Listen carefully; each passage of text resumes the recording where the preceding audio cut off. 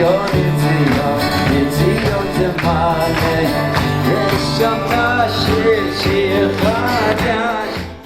good day, everybody. Welcome back to another episode of Beyond the Seven, live from Jerusalem with Rabbi Aaron Dovid Poston, who's been teaching us the wonderful series, The 48 Ways to Wisdom. And today we're in the bonus that the Rosh HaYeshiva, who wrote the course, did. We're in part 49. Now, I loved last week's lesson, was pretty good on making the teacher wise.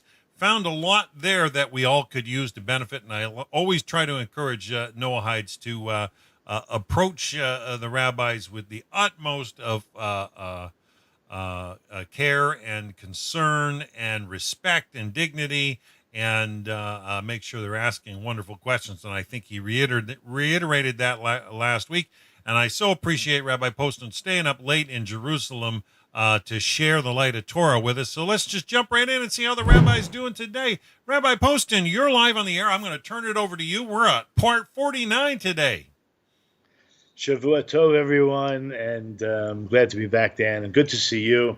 I know you're working so hard outside of whatever you're doing here on the Noahide World Center, but what you're doing for the public, community, for the tzibur, kol hakavod, as we say. So I'm glad to be back. So we're on number 49 of the 48 ways. You have to ask yourself, what are we doing with 49? And I always just imagined, and I understood the Rosh Hashiva always spoke about the 49th way is called review. You know, he never lets you end anywhere. You know, you always have to work harder and continue somewhere. However, in his recordings, actually there are 50 recordings, and he gave another 2 classes. And he based it on the idea that in the text, even though we have in the actual text itself of the Mishnah, there are only 48 ways, right? There's numbered 1 through 48. However, there are some discrepancies. I kind of alluded to that in the past week or two after mentioning that we have 2 more classes. I'll just give you an example. So like awe and fear. They, you know, you really think of them as the same, and in certain copies they are together, and in certain manuscripts they're separate. Like, for example, he gave over, let's say, humility, we call it nava, and not taking credit, which are also very similar, and he separated them. For example, number 7 and number 29. So in certain manuscripts, certain texts, these ideas were separate and given over, 48 ways. But he wanted to cover everything. You know, he wanted to cover all the different texts and possible, combination scenarios. So he ended up giving over 50 in the book that's over my left shoulder. And I feel that this is the proper way to go, even though I would have loved a little vacation, right, and making a siyum, a party for the completion of the 48 ways. Well, looks like we just have to wait another week or 2. So that's the way it is. So just to understand that when it comes to the oral Torah, which is very different than the written Torah, right? The written Torah, if you have one letter missing, the whole thing is no good, right? It's called pasul, and you have to rewrite it or fix it or put it away, and it cannot be used. When it comes to the written Torah, it's in concrete, right? It's concretized. There's no mistakes. But when it comes to the oral Torah, a lot of it is, as we say, it's oral. And when someone's copying it down, they're not as, let's say, as scrupulous. They obviously should be and need to be. But mistakes do creep in. Now, those mistakes are not, we'll call tragic mistakes, right? Thank God. Erroneous errors. Yeah. God promised us that the oral Torah will always remain in your mouths. Okay? So this is like another example how the oral Torah remains, right? The main principles are always going to be given over. Whether there's a small discrepancy of a word here or there, a number system is not the end of the world. So keep that in mind for those who are interested in understanding why we have 50 in a Mishnah. The Mishnah actually says 48. It depends which text you read. There's always going to be 48. His book is the 40 Ways to Wisdom, based on that Mishnah that we discussed in chapter 6, Mishnah 6. So I think that's a very important point before we get started with today. So number 49 is, let's say in Hebrew, it's mechavein et shmu'ato. Now you can translate that many different ways, right? Mechavein means to have intent, well, let's leave it at that for now. Et shmu'ato, what you hear. However, also it means what you learn. So he translates it like this. His main idea is to organize your mind. And we're going to go deep into this idea. I saw a few other translations for this. One is pondering what you've learned. Now, pondering what you learned, it really fits in with review, the concept of review very well.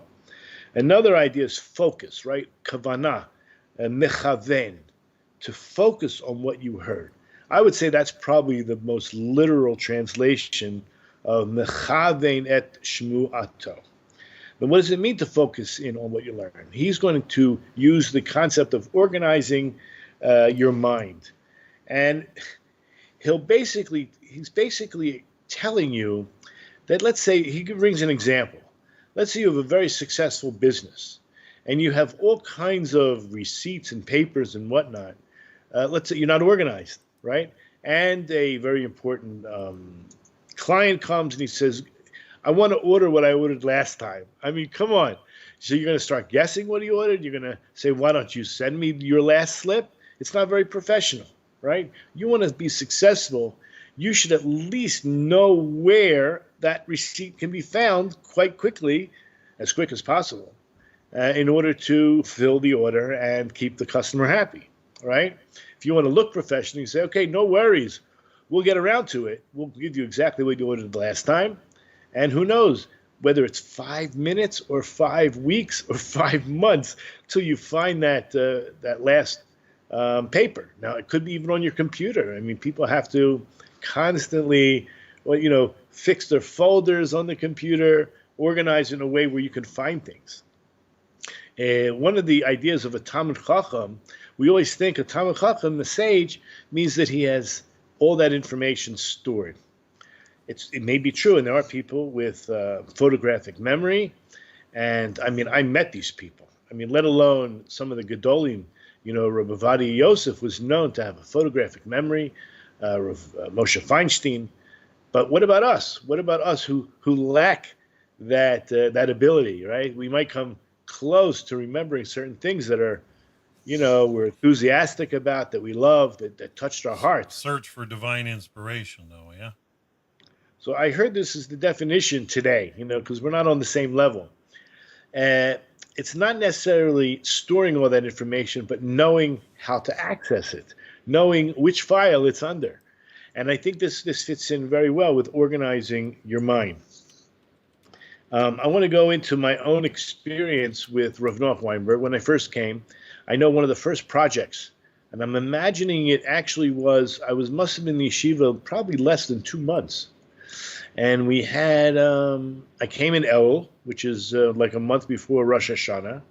And towards the end of Elul, towards the end of Tishrei, which is the following month, we had what we celebrate as Simchat Torah.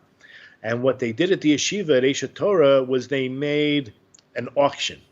In other words, for the different kibudim, for the different honors of taking out a Torah or reading the Torah at a certain point. In other words, it's a big celebration and there's certain honors that are given.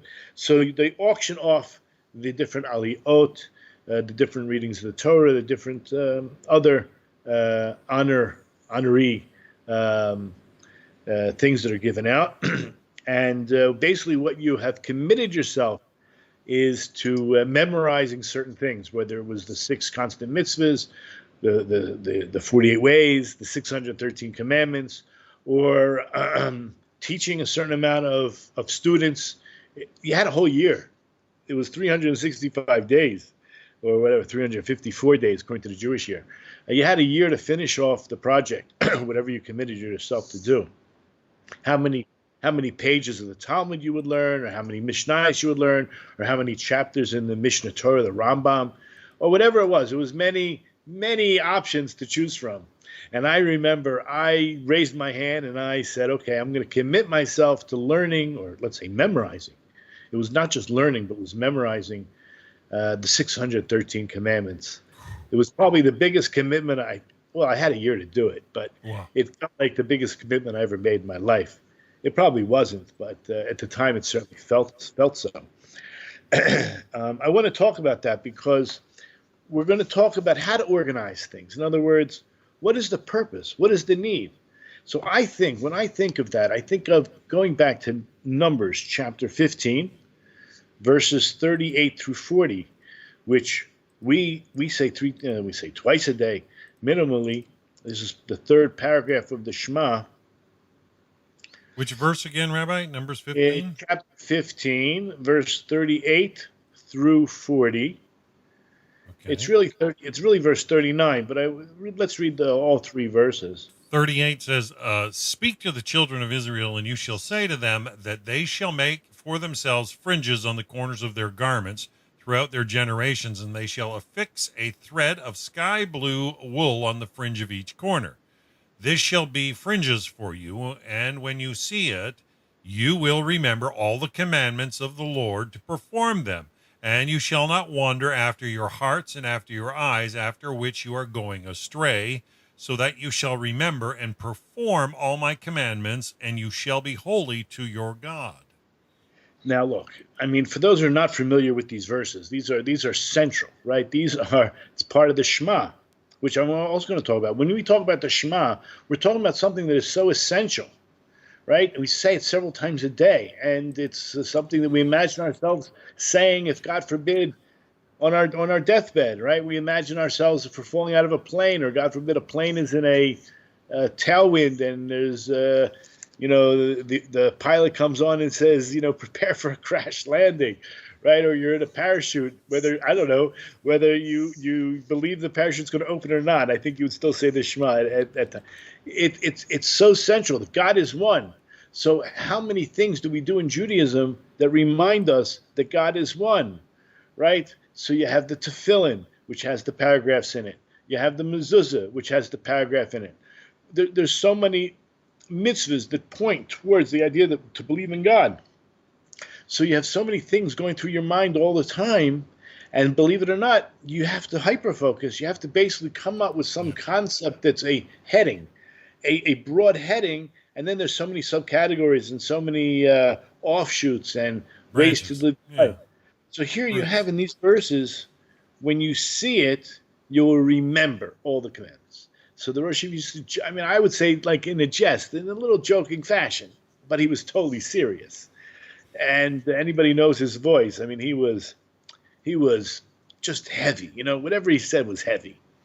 So he says, what do you think the Torah is telling you? You're going to look at these things and you're going to remember? It doesn't work like that. You have to first learn it, and you have to memorize it. And only then, when you see them and look at them, you'll remember. You can't just expect to look at these strings with the blue, without the blue, with the 5 knots, with the 8 strings, whatever all these things obviously represent, that ultimately bring you to the consciousness, to this realization that there is a God, and he's almighty, and he loves you, and he's, in a relationship with you. All these things are very important. Okay, but then there's details. So how do you remember all these details? So this is the idea of what we call simanim. Simanim, I don't really know how to translate it well. It means signs. So one of the lessons we were taught when you're learning a piece of Gemara, on your Gemara, each page, write the 1, 2, 3, or 4 possible subject matters that really moved you, the whole daf that the page is discussing. Try to narrow it down into 1. So each page, when you come across, let's say, Sanhedrin Nun Chet, on page Sanhedrin Nun Chet, what is it talking about, right? So there are obviously, there's mnemonics. We're always using mnemonics, right? Even we call Reshi Tevos. There's just so many devices, and we're going to talk about these. We're going to talk about different devices you can use in order to remember. Okay, but the first thing I think is committing yourself to working hard in order to get it into your system. Try to ask as many questions, try to understand this, and just to work as hard as possible to begin with. But no, the goal is to digest. We're talking about kinyan, right? The whole idea of these are Well, it's got to be ways filed properly. to Yeah. acquire the Torah.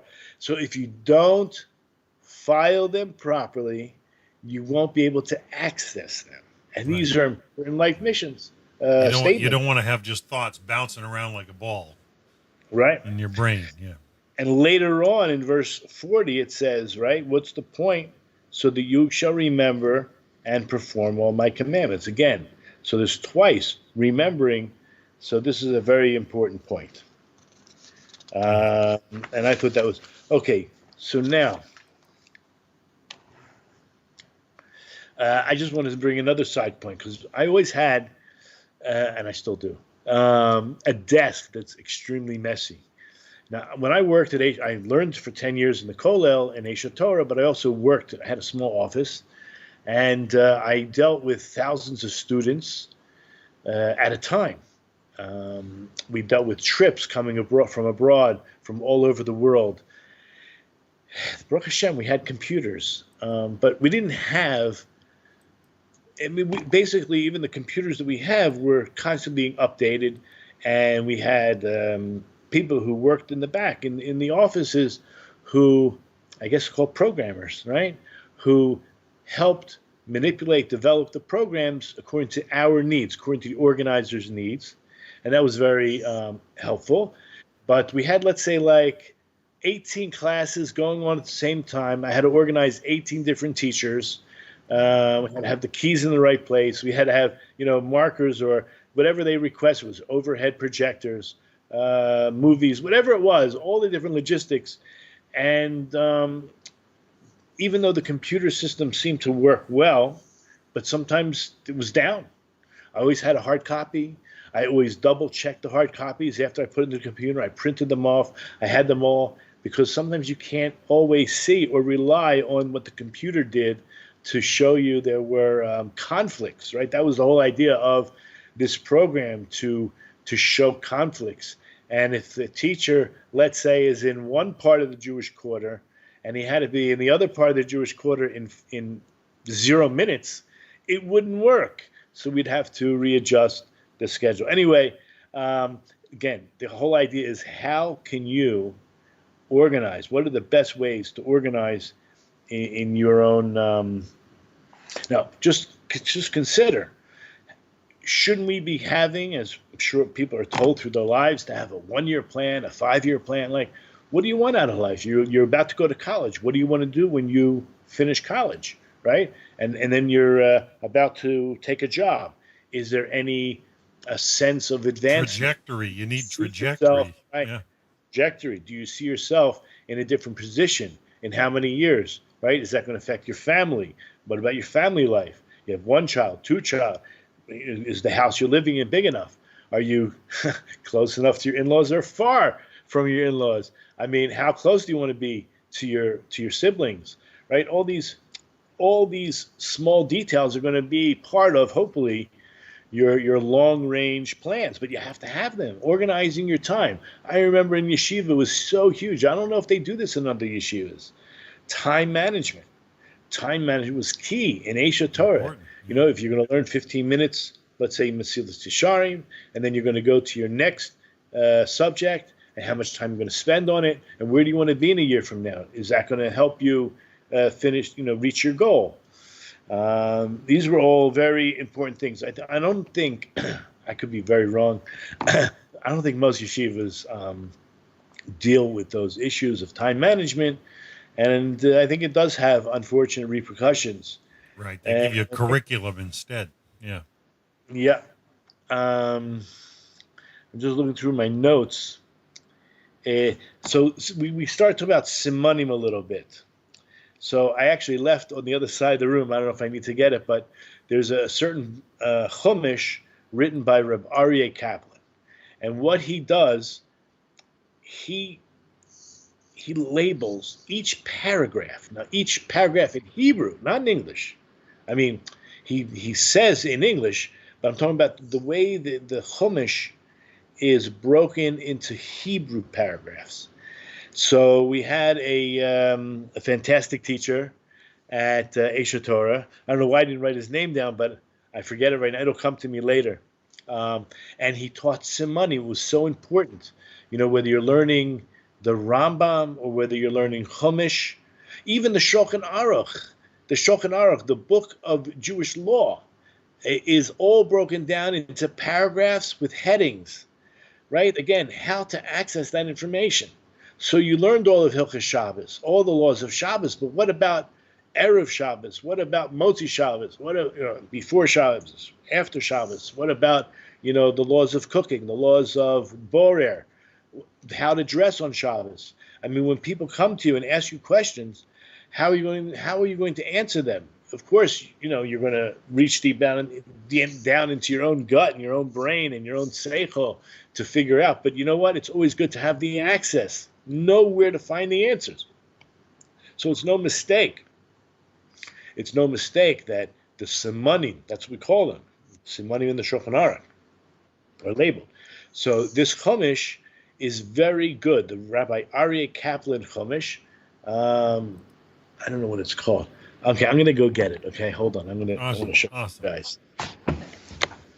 So this is just for an example, of organization. I think a lot of what the rabbis teach cyclically with the year is to help us understand how to be more orderly. It's amazing because even the names of the parshiot, like you just said, I mean, just going through whether it's, Breshit, Noach, Lech Lecha, whatever the parshiot, even knowing them, it's knowing Torah. It's knowing how to access, when did Abraham do what he did, at this point in time of his life, so you'll know what parsha it's in, right? So this Chumash is, okay, I believe it's still in print. It's called the Living Torah, okay? That's what it's called. Now, one of the main ideas the Rosh Yeshiva expresses, so you're going to learn a book, or even after you finish the book, there's a very important thing called, drum roll please, the table of contents. It's like, you want to know where things are? Just go to the table of contents. And that's what he does. He lists, each paragraph, what the theme of the paragraph is. Okay? It's just beautiful. I mean, I don't have to express how beautiful something like this would be. The whole Chumash, and I think he does it also for the rest of the Nach, at least for the prophets. I think he also does the Ksuvim, the writings, but this is so you understand the 613 mitzvahs, how important it would be to learn, and you could use the Rambam. There's other books. Like the Esha Torah put out a book. I actually have that here. I'm looking for it on my shelf. I'd have to get up and access it. They're probably not in print anymore. There it is. Let me just get it. I'm going to go get it. Okay, 1 second.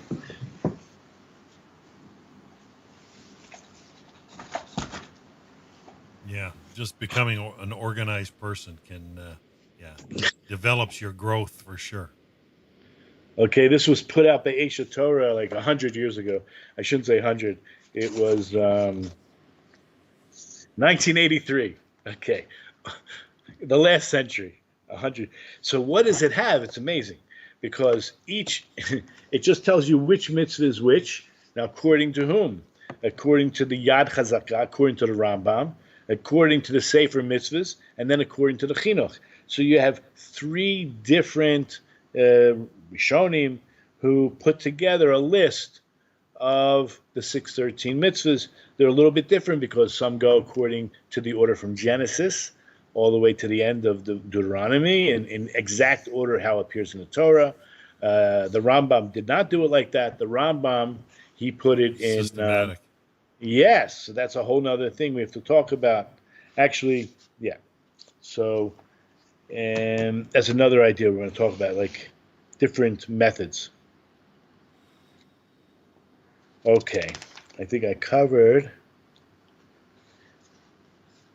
everything on my first. Oh, so I just wanted to mention something that a little trick that I did when I was learning Talmud in the beginning. So a lot of it is in Aramaic. I mean, you have the Mishnah, which is mainly biblical Hebrew, ancient Hebrew, let's say, ancient Hebrew, Mishnaic Hebrew. 2,000 years ago. It's not certainly not modern Hebrew. And then you have the Gemara, which is a big mix of a lot of Aramaic with quotes of Mishnah or Braithiot, which is using Mishnaic Hebrew. Now, that's not easy Hebrew. So this certain edition called the Rubinstein edition actually had the Shulchan Aruch and the Rambam on whatever phrases were being highlighted in the Gemara. This printer would take, and I'll tell you the truth, I mean, it's like cheating, right? For a yeshiva guy, it's like cheating, because the Shulchan Aruch and then the Rambam was in, I'm going to call it modern Hebrew. 500 years, 1,000 years ago is much more modern than the Mishnaic and the Gemara Hebrew, or even the Aramaic. But it would be like a tool for me to, first of all, try to understand the words I didn't know, because you can get them from the context of the Rambam or the Shulchan Aruch. But also, the truth is, every Gemara does this. They actually have a little key, very small. You need a magnifying glass sometimes, wherever the Gemara is going to be quoted in the Shulchan Aruch or in the Rambam, it's a little key. It tells you where, which means you have to get up and get another book. But the Rubinstein edition had it at the bottom already I don't know if they still are in print, but it was invaluable for me as a parallel book, as a beginner. But to see take note where it is appearing in the Rambam or in the Shulchan Aruch, because later you will have to go to that. So these are all good ideas. In other words, we're talking about organizing in your mind, right? So this is all. So the Rosh Yeshiva says like this: the human brain can be likened to an extremely sophisticated office, because we talk about having an office, and if you're not organized, what are you going to do? Well, the brain has constantly new information flowing through it. So you've learned so many important lessons about living, life. So you're talking about fostering relationships, building a marriage, deepening your relationships with God, maintaining business ethics, coping with disappointments. But without a systematic way to organize these ideas, they quickly become a mass of unmanageable ideas. How are you going to access this information in the future without some type of structure?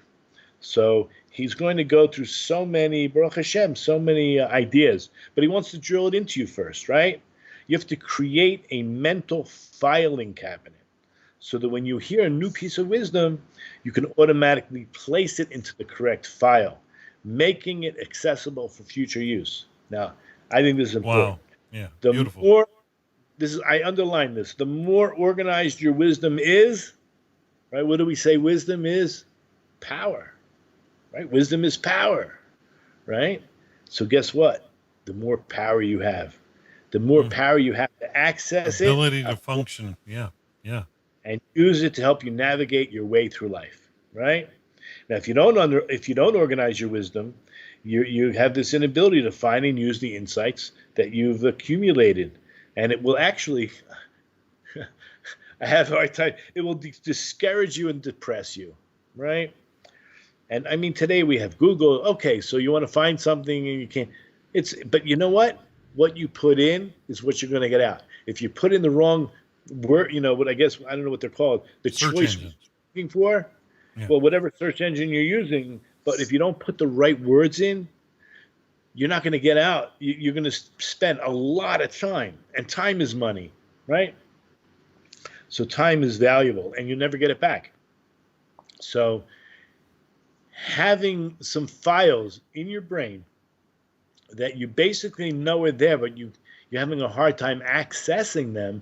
Nevertheless, the fact that you put them in a file, you'll eventually find it. Bezrat Hashem, right? With Hashem's help. Davening. You have to daven. You have to pray for Torah, right? But you have to do the effort. If you don't make the effort, it doesn't matter how long you're going to daven for, right? It doesn't matter how much you pray.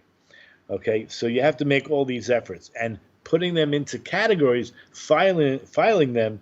So going through whatever pages, going back to the beginning and looking at the table of contents, reviewing what you've learned, knowing where they're located, but putting little simanim for yourself at the top of each page, or I mean, I don't even want to show you the color coding I use. It's unbelievable. But anyway, so what about this idea of you'll become discouraged and depressed, and you'll even dampen your desire to learn and grow? What are you going to say? You're going to say like this: I've forgotten so many fantastic ideas in the past. What's the point in trying to learn new ones? Right? I'll probably just forget those as well. Well, guess what? Feel the pain of a chaotic, fragmented mind in order to motivate yourself to organize your ideas. Right? When you're pained over the fact that you know it and you can't access it, should Where bother did I you. put that? Yeah. And hopefully that will serve in the future to motivate yourself to file things better. Now, a key to organizing this wisdom is to develop a framework, misgeret, right? Some kind of framework that doesn't turn your mind into a bureaucracy, right? There's a lot of ways. Here's examples, right? Use what we call a logical flow, right?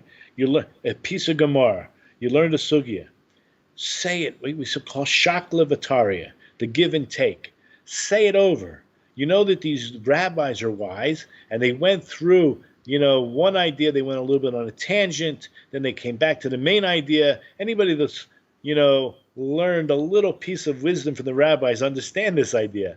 Well, go through it, repeat it, see if there's some logic. You got to chew it up and digest it, sure.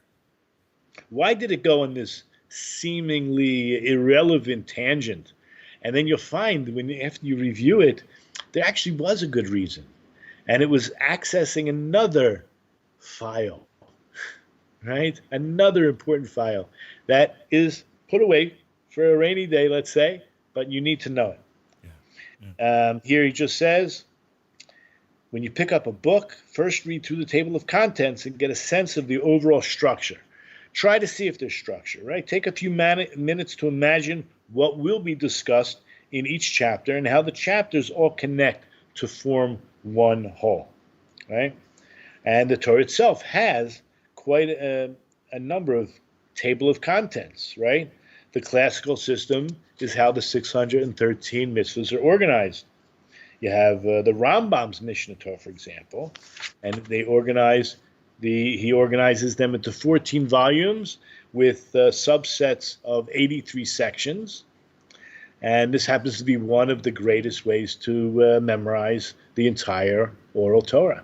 And believe me, there are so many young men sitting in Eshet Torah memorizing the Rambam. The Rambam is available in most yeshivas. I won't deny that. But to sit and learn the Rambam from cover to cover, right, 14 volumes, there's not a lot of yeshivas doing that. And Eshet Torah had always pushed for that. What's the value in memorizing the 613 commandments, mitzvahs? It gives you 613 file folders in which to place all new wisdom. I'll tell you, if someone would ask me, what was the greatest advantage to learning or memorizing the 613 commandments? So even though I did learn them in depth and memorize them, I'm going to say superficially, meaning at one time I could actually repeat them in order, all 613. I don't know if I could do that today, but what I can do is access the files. Somebody could tell me, and people do, oh yeah, this is a mitzvah from the Torah. And I would say, I don't think so. I know them all, and that ain't one of them. Maybe it's a rabbinic, maybe it's a minhag, maybe it's in Kabbalah, but it's not one of the 613 mitzvahs. Or vice versa, to tell me it's only rabbinic. You say, only rabbinic? Are you kidding me? It's actually in the Torah, okay? Because one of the commandments is not to add or subtract. So you have to know which is from the Torah and which is not. So knowing all 613 is quite a valuable lesson. Here he mentions this idea I mentioned by the Shema, by the Tefillin, by the Mezuzah. He says, listen, if you learn one new concept that brings to life the concept of Yichud Hashem, knowing that God is one, you can file it under a particular mitzvah. One of the mitzvahs is to know that God is one, right? Or if you discover a new insight into helping people less fortunate than you, then you file that under charity, right? Giving tzedakah. So you know where to file these things when you come across them. Here's an idea, as we already spoke about. Some people give each section of the Torah a name, a siman. I mean, siman doesn't mean name. It's more like a sign, but okay. To summarize its essence. So you make your own name, something that you can relate to. And then you memorize the names of the chapters in the Talmud. Just knowing the chapters, when you're, right, a certain concept is discussed in that chapter. So you're already way ahead of the ball. So you can, you ever come across that idea, you already know it's in chapter 2 of Bava Metzia, right, or whatever it is. Beautiful. Yeah. I heard a description of Psalms in the last week and how they're broken down, how David went through what he went through, and it kind of put it into chunks like that. There are so many, I'd say editions of Psalms that have tables of contents that discuss the themes of each of the different 150 chapters. Okay, one of the key methods of organizing your wisdom is to extract the fundamental principle underlying a topic.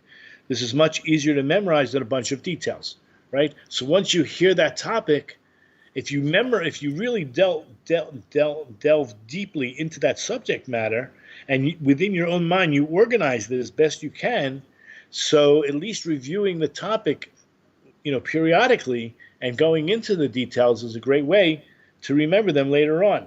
Yeah, but you just always try to get the underlying fundamental, especially this series you've been teaching us, these 48 ways to wisdom. I encourage everybody to go back, check each and every one of these classes out again to just find that underlying fundamental, even though it's right there at the beginning of the chapter when you give the title. Try to find that in the lesson, and boom, it'll stick with you a lot better. I'll give you an example. Tosfos themselves. Tosfos is a group of many rabbis from France, Germany, England, right after Rashi, and so you're talking about like almost 1,000 years ago, a little short of 1,000 years ago. And what he does is they find what you would almost say is contradictions within the oral law, or problems, right? When you have like one idea, how does that jive with the entire, voluminous oral Torah? If you have this principle, doesn't it seem to contradict that? And then it's always resolving. It's always trying to explain this in a different way. That's why it's not a problem. So if you ever notice two great rabbis sitting and talking, he'll just say, that Tosfos over there, that resolves the problem. Or, right, just to know where again, we're talking about organizing your mind, to delve deeply into things and categorizing things and putting them into files.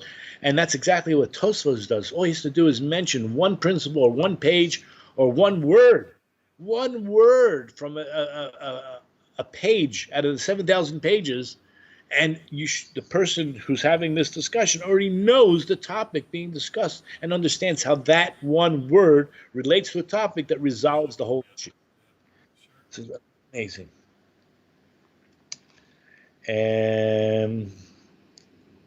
Okay. Now there's other methods. Flashcards. We used a lot of flashcards when trying to memorize anything. 613 commandments. I certainly used flashcards. I use flashcards just even for the alphabet, just to remember what we call the alphabet in Hebrew, the alphabet, the aleph bet. These are very good ideas. And have a friend test you, right? So whenever you come across a new piece of information, write it on a card. This system is easy to computerize. You can even set up a hyperlinked network of information. The main thing is to pick up a system, whatever works for you, and to build your own wisdom database around it. Try this method in whatever subject you learn.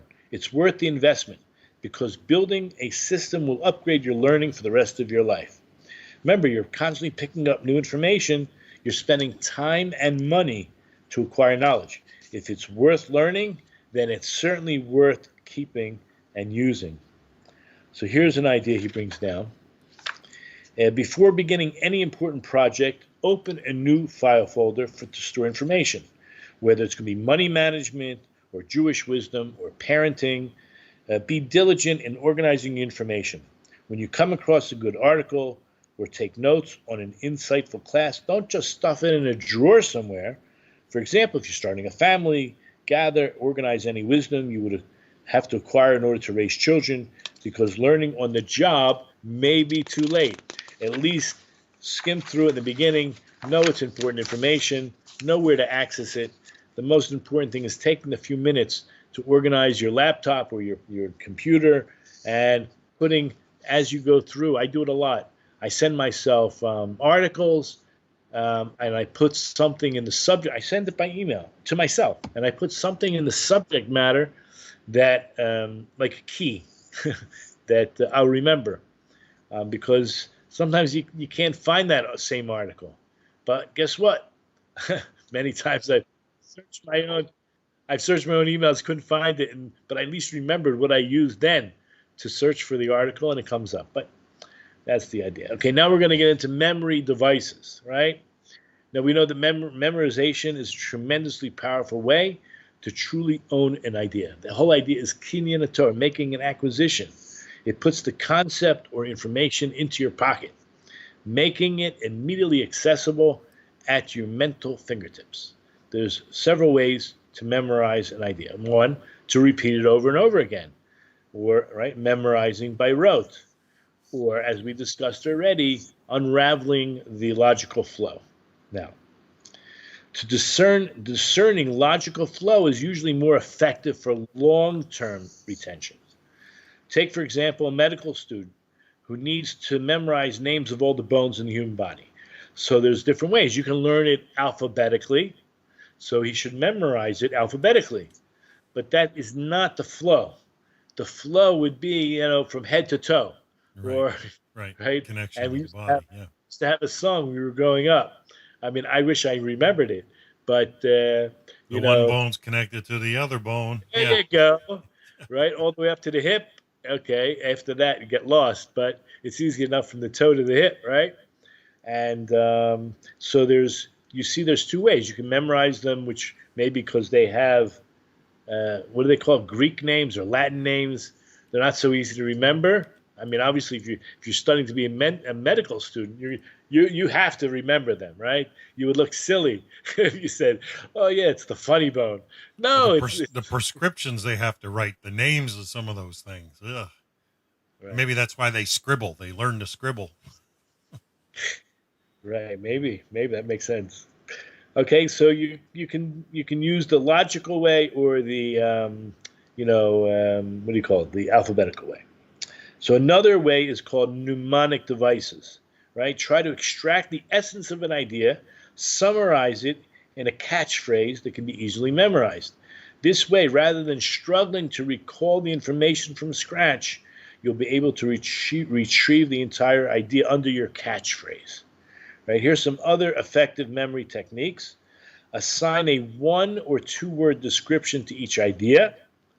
2, take the first letter of each concept and make a funny acronym out of the letters. It works. Number 3, create an imaginary scene or story in which the key concepts all appear together. Now, the more outrageous the scene, the easier it is to recall. Number 4, put the ideas into a song. The tune will enable you to remember a series of words. Now, I mentioned before, when you see people learning Talmud and Gemara, right? So what happens is, a lot of times, they will put into a sing-song.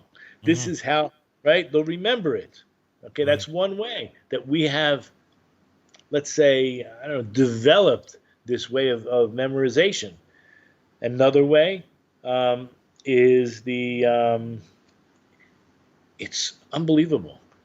The way the Gemara works is, this rabbi said in the name of that rabbi who was walking with that rabbi at the time. Why do you need to know all that?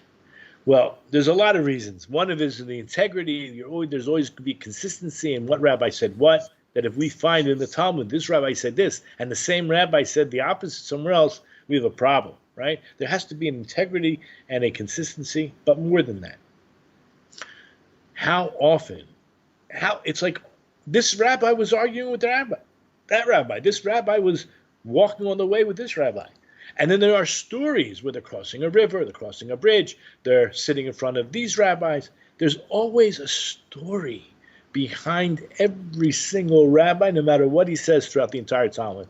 And that's a great way to remember, which I think that they knew, and they instilled that into the story, into the storyline. Beautiful, yeah. People typically have a big mental block to memorizing anything. But once you get going, it can become fun and easy. To begin, he suggests learning the names of the 48 ways by heart and review them as you walk down the street. Okay, now, I'm going to say this is the power of the mind. When you say to somebody, don't forget this, I don't think that's useful. If you say, please remember this, I think it's much more useful. So he claims that we have two buttons in our head. One is the remember button, one is the forget button. I mean, just think about it. If I tell you don't forget, so you hear the word forget, you hear it. And I'm not saying that causes you to forget, but it's likely to, right? But if I tell you to remember, there's a good chance that you'll remember to remember because I told you to remember, right? It's a good word to remember. Okay, anyway. So he says, evaluate and eliminate. If knowledge is power, then forgetting is the ultimate weakness. We don't want to forget. Wow. We have two little buttons between our shoulders. First of all, the Torah even says so many times, one of the 613 commandments is it's forbidden to do anything to cause yourself to forget the Torah. You're not allowed to forget it. Anyway, we have two little buttons between our shoulders. One is the remember button, and one is the forget button. Okay, did you ever get a phone number from, I don't know, some millionaire or let's talk guys here, right? Some attractive woman or a woman from a very successful guy she wants to date? It doesn't matter if it's 35 numbers. She'll remember it, and he'll remember it, right? The millionaire says, yeah, come, I'll have coffee with you, and I'll share with you some wisdom. You're not going to forget that number because you're going to remember it, right? So how many times do we get a phone number? Yeah, I'll remember it. We don't remember it, right? It slips out of your mind. That's because you press the forget button. But we could press the remember button, right, when we want to. So when you hear a valuable piece of wisdom, decide, this is important. I want to remember it. I'm going to keep it. You have the power. Just press the button. Press the remember button, okay? I think on cell phones, they have recall, right? You can recall, right? Now, if you can't process new information on the spot, then at least at the end of each day, review the main things you've learned. For example, if you heard a good lecture, verbalize the main points and file away what you found valuable. Furthermore, set aside time for reviewing.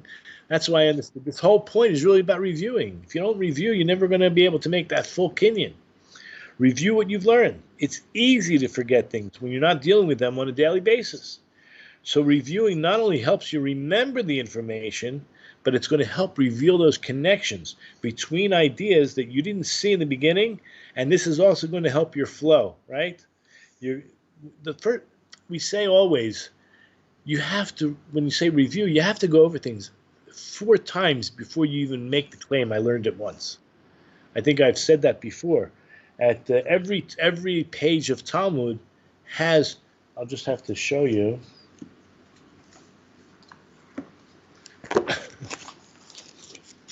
So let's say the Talmud, the actual Gemara is here. Let me just turn this a little bit like this. This is the Talmud that's in the middle. And then you have Rashi's on the inside, Tosfos is on the outside. Okay? This of the middle. Now you see there's 4 lines on top before it gets shorter, thinned out. There's always 4 lines. Every one of the 7,000 pages of the Talmud has the top 4 lines wide, and then they thin out. And it's told to me, this is a reminder. You have to learn everything 4 times before you even consider have learned it once. And that's not even going into the deeper ideas of pardes, of pshat, remez, drush, and sod, which those who are listening understand what I'm talking about. These are very important ideas. Don't assume you learned anything after hearing it or looking it over just once. And Even a crucial taking notes part, helps retain more. yeah, a crucial part of organizing your mind. There's all kinds of ways to do it, right? So one of the ideas is just, is this something between me and me? Is this something between me and God? Is this something between me and others? There's always categories to put. It's a positive mitzvah, it's a negative mitzvah, right? When I say positive and negative, no mitzvahs are negative. We mean, are they do's or they don'ts, right? Whatever I'm learning, what category is this going to fit into? So these are so important. My life, right? What I do between me and God, what I do between me and myself, what I do between me and others. And I should know what category they fit into, right? Mm-hmm. So ask yourself, let's say, for example, if it's between me and myself, what is the purpose of life? What are my goals and dreams? How did I arrive at them? What are my talents? What are my virtues? What do I ultimately want out of life? So these are things to ask yourself constantly with any piece of information you hear, but what are you going to do with it? What about between me and others, right? What do I know about relationships with friends, parents, colleagues, society? What causes me to struggle in relationships? How often do we have, whether it's communication, whether it's misunderstanding, there's so much, emotions that are involved in relationships. Mm-hmm. What went wrong? Why did I feel this way after that conversation? Was it me? Go over these ideas, because if you don't, you'll never improve yourself or the relationship. What do others like most about me? I mean, you have to know who you are in your relationship with others. And what about between you and Hashem, your relationship? What do I know about truth? What do I know about kindness? Why was this world created? What are my God-given rights and what are my obligations? I mean, I see now all over the world, people are asking themselves these questions. So as you're going through life, file the information you're hearing. So he says and suggests, now formulate your answers into a set of life plans. Create a 1-week plan, a 1-month plan, a 1-year plan. And then think about your 5-year goals and how they're going to lead you to accomplish your lifetime objectives. What do you want on your tombstone? And this is like, who wants to answer that? This is a very powerful tool. It's a very powerful question, and it's a difficult one. It helps clarify what you hold most important in your life. Be mindful of your overreaching goals and keep your priorities straight. Okay, so that's it for today. I'm going to look over I did have some additional notes. They're quite... Well, Rabbi, just beautiful when you said it's worth the investment. I think people need to know that they are worth the investment. You are worth the investment, and invested in yourselves. Everything he's talking about today, I love how you said if knowledge is power, forgetting is the ultimate weakness. And how often many I see B'nai Noach that sit into so many classes, how much are they really absorbing, and then how much are they taking to the streets when they're actually out there living in this world? I mean, we have the opportunity to make this world a better place if we put into practice the beauty of the Torah as it's shared. And if you don't remember it, and the opportunity pops up and you're like, I remember there was a lesson from so-and-so, and you don't have it filed anywhere.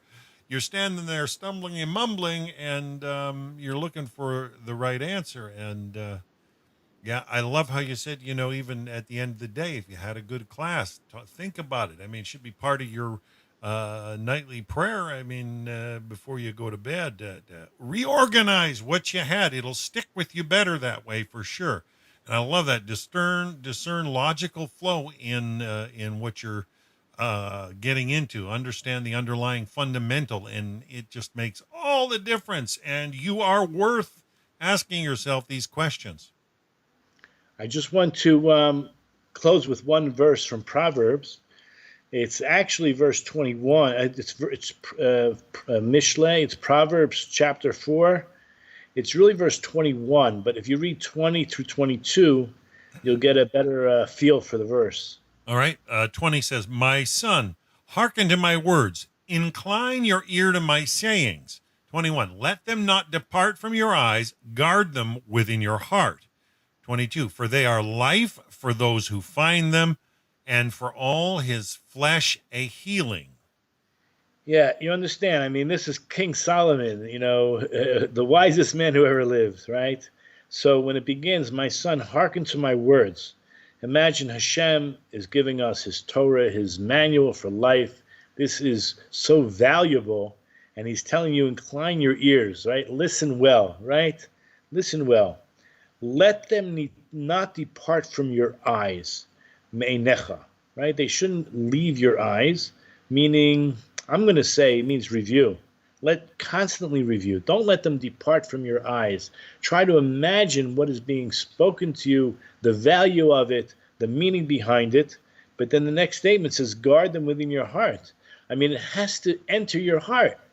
And you want to guard them. I'm going to again use the word review. I mean, what does it mean? Shamrein betoch levavecha, right? To really guard them. And why? Obviously, because they're valuable. For they are life for those who find them, and for all his healing. I think that really sums it up. Review, review, review. You couldn't do more than that. But again, the idea would be to, and I'm going to just quote again the titles that we gave for this, so you can choose which one is most fitting. I think focus on what you heard is the most literal translation. Pondering what you have learned, I understand that, but the Rosh Yeshiva says organizing your mind. He puts it all down to that point, and that makes a lot of sense. And so with that we finished number 49, and next week we have number 50. So B'ezrat Hashem.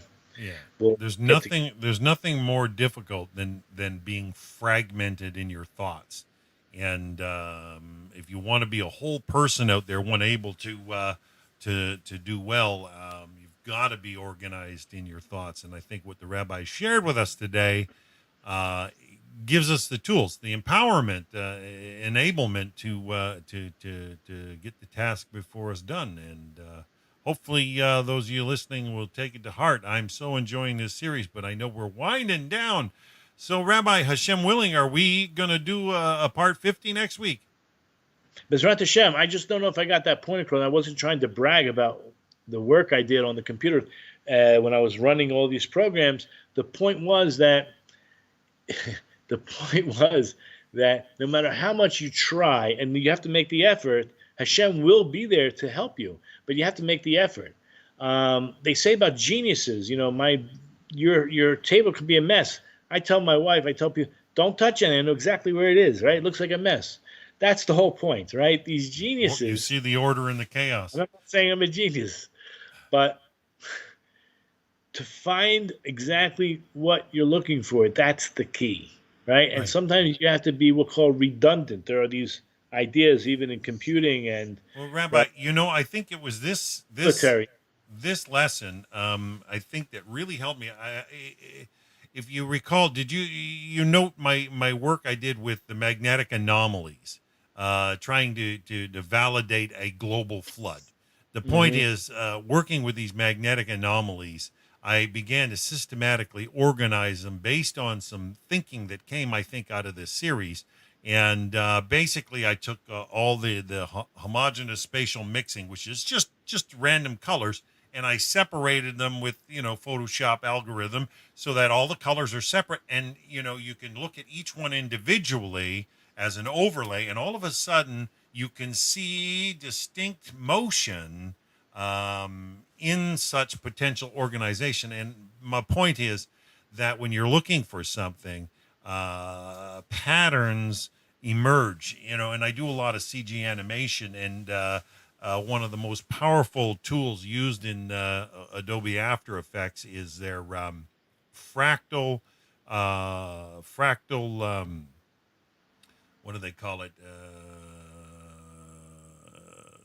Fractal geometry interface. It just starts to you can motion fractal imagery, and when you understand the way the pattern flows and how similar it is to the organics in nature, you can begin to ponder just the profound notion that Hashem has woven everything together in such a way that is so profound. I think that the root of Torah is just so beautiful and so useful, and I just hope that the B'nai Noach. My friend Ashley G out there in California, Rabbi, she says, many thanks for your time and wisdom, Rabbi Poston. I'm glad to see several people that keep coming back to this course week in and week out. It's been quite a journey. So Hashem willing, we're on for part 50 next week. There's Hashem, for sure. All right. Well, Rabbi, thank you so much again. Today's a beautiful class. Got right to the point. It's something for us all put into practice. You are worth the investment, folks. So please do it, and you'll see changes in your life, especially when you start to make a plan where you want to be in a year, 2 years, 5 years, like the rabbi suggested, and then monitor your path towards that. Break it down into chunks. Where do I want to be? How far do I got to go this month to get towards that? And in 6 months and in 1 year, all of a sudden you'll see leaps and bounds. Don't be afraid to tackle some things that seem like huge tasks. If you start to do them bite-sized, you'll get through them. And life will just be much more fulfilling for sure. So thank you for that beautiful lesson today, Rabbi. You said it straightforward and very well. And so we're going to sign out for today, folks. Hashem willing, we'll be back next week with the final class of this series, part 50. So until then, have a wonderful, wonderful day. Yibane, yibane, yibane.